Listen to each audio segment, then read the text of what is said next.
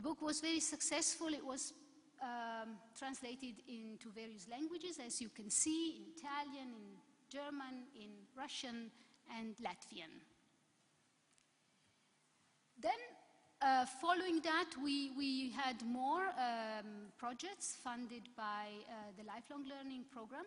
Map for ID, and again, this creates a link between our projects and MELA, for example. The first one, Map for ID, is museums as places for intercultural dialogue, and also produced a handbook, a publication here. The format we chose for this project was that of engaging 30 institutions in Europe to carry out pilot projects in the different countries, being inspired by the guidelines that we developed in the working group.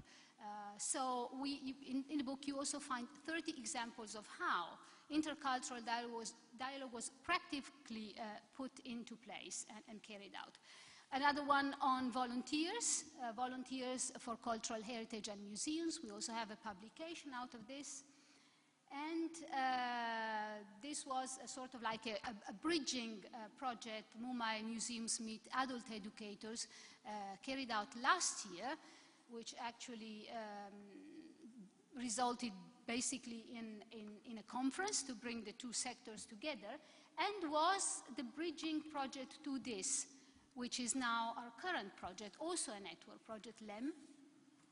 You find the brochures outside, which is a Grundtvig network funded also for 3 years, and trying to look at museums both as learning places and as learning organizations, so learning from the community, from the public, from other agents, and so on. This is a rather ambitious project because we have a very large, not only because it tries to look at museums and what they can do to meet the challenges of the European Agenda 2020, but also because we are in a very large partnership of 23 partners from 17 countries and the United States. For the first time, the Grundtvig program allowed to have one partner from outside Europe. So we have the University of Denver with the Museum of Anthropology. We are very ambitious in the sense that we intend to grow very much, and we have no limits as far as the associate partners that we want to gather, and so you're also very welcome to become an associate partner, which doesn't cost anything. Our website will go live next week, and there you will find the possibility of becoming an associate partner. We will have a mobility scheme within the project. The project really started at the beginning of December last year, so it's very new. And we have working groups. These working groups will also produce reports. One of the working groups, for instance, and this is where I see another possibility of working together, focuses on the museums of the 21st century. So again, there's ground to do some joint work there.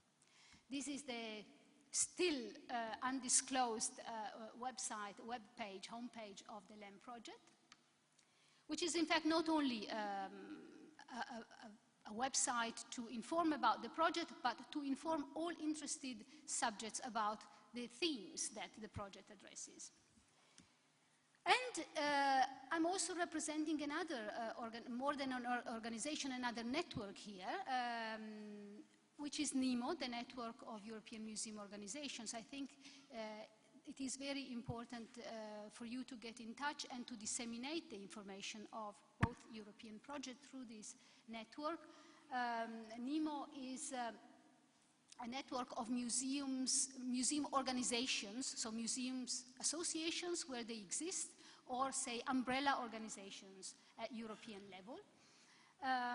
These are some of the web pages. Basically tries to lobby to the European Union on behalf of museums, and also provide information to museums on relevant European initiatives, and create the conditions for an exchange of information and communication between museums. These are the members and the countries where NEMO is represented, so 32 countries. We like to say that NEMO represents actually 35,000 museums in Europe. It's not really so, but On the NEMO website, you will also find topics that you can look into and where you will find relevant materials. Also, I didn't put this slide on, under news, here, news, it should be, activities and news. If you open that section, you will find information about this conference today. So, NEMO also publishes, has an e-newsletter and publishes a news twice a year. And again, I brought some specimens which are gone.